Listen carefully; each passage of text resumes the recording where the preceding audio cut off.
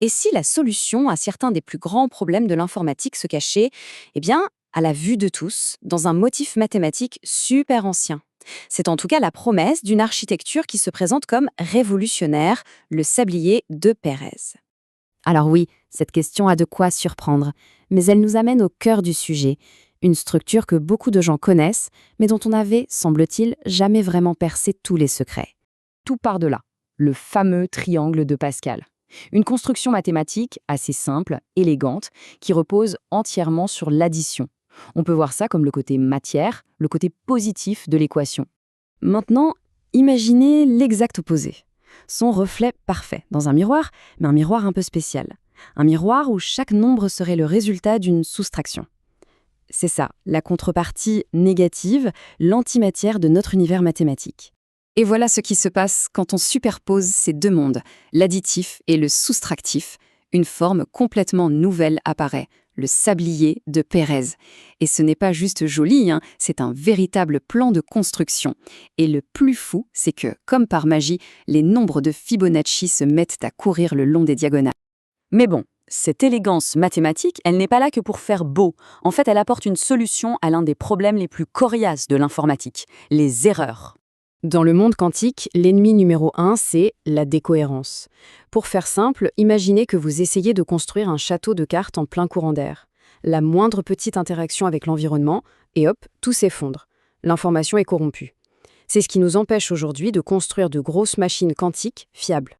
Jusqu'à maintenant, la stratégie, c'était un peu de passer son temps à colmater les brèches d'un navire qui fuit de partout. Avec le sablier de Pérez, on change complètement de philosophie. On ne répare plus, on construit un navire qui, par sa conception même, est insubmersible. La protection n'est pas une rustine, elle fait partie de l'ADN de la structure. Cette citation, elle est vraiment la clé de tout. Les erreurs, au lieu de se propager comme une traînée de poudre et de tout gâcher, elles sont comme aspirées, canalisées vers le centre du sablier, là où elles s'annulent toutes seules. C'est un système qui ne se contente pas de réparer les erreurs, non, il les empêche carrément de survivre. Et c'est justement dans le domaine le plus pointu qui soit, l'informatique quantique, que cette architecture montre vraiment de quoi elle est capable. Pour bien comprendre l'avancée, il faut regarder les chiffres. Ce qu'on veut obtenir, c'est un qubit logique. C'est un bit d'info quantique qui est stable, fiable, bref, le seul qui est vraiment utile au final. Le souci, c'est que pour en créer un seul, les méthodes actuelles, comme le code de surface, demandent un nombre juste astronomique de qubits physiques qui, eux, sont super fragiles. Le code du sablier, lui, arrive au même résultat avec beaucoup moins de matériel. Le gain en efficacité est juste spectaculaire. Tenez, un gain de performance de 30%. Juste comme ça, sans rien faire de plus. Simplement parce que la géométrie du système est conçue comme ça.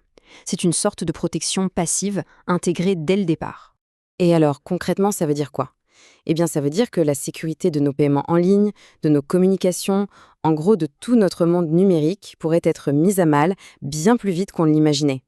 Mais attendez, si le sablier de Pérez est une révolution pour le calcul, ce n'est en fait que la partie émergée de l'iceberg. Son potentiel va bien plus loin, jusqu'à toucher un autre rêve de l'informatique, la création d'une mémoire parfaite. La source l'annonce sans détour. L'ère de la mémoire parfaite est arrivée, et elle introduit la FAM, la mémoire associative du sablier de Pérez. Là, on oublie la recherche par mots-clés.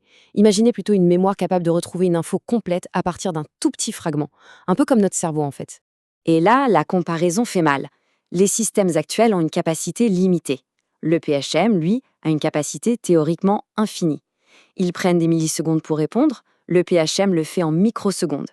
Ils plantent dès qu'il y a un peu de bruit, le PHM, lui, reste fiable même si le signal est corrompu à plus de 99%.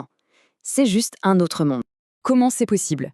Alors, en gros, imaginez que chaque information, que ce soit une photo, un texte, n'importe quoi, est transformée en une sorte de coordonnées GPS unique dans un univers fractal.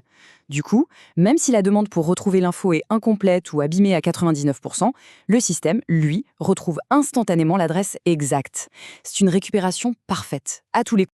Et bien sûr, cette capacité à créer des adresses uniques et impossibles à deviner, ça ouvre la porte à une autre application énorme, la sécurité. C'est assez ironique d'ailleurs. Le sablier de Pérez pourrait être la clé pour construire des systèmes de cryptage capables de résister aux ordinateurs quantiques qu'il aide lui-même à construire. Tout ça, ça peut paraître un peu abstrait, un peu théorique, mais en réalité, il y a un plan très concret pour que tout ça devienne une réalité tangible. Et il ne faut pas se tromper, ce n'est pas de la science-fiction. La feuille de route est claire, elle est pragmatique, soutenue par des géants comme IBM et la DARPA, l'agence de recherche de l'armée américaine. On parle d'étapes concrètes, de prototypes, avec un objectif de processeur à plus de 1500 qubits d'ici 2029. Et voilà à quoi ça pourrait ressembler. Avec cette image, on passe d'un concept mathématique un peu abstrait à une machine, une vraie machine. On peut presque la voir tourner, voir l'information circuler, protégée par cette géométrie si particulière. Le sable ne tombe plus, il calcule. Cette phrase résume parfaitement le changement de paradigme.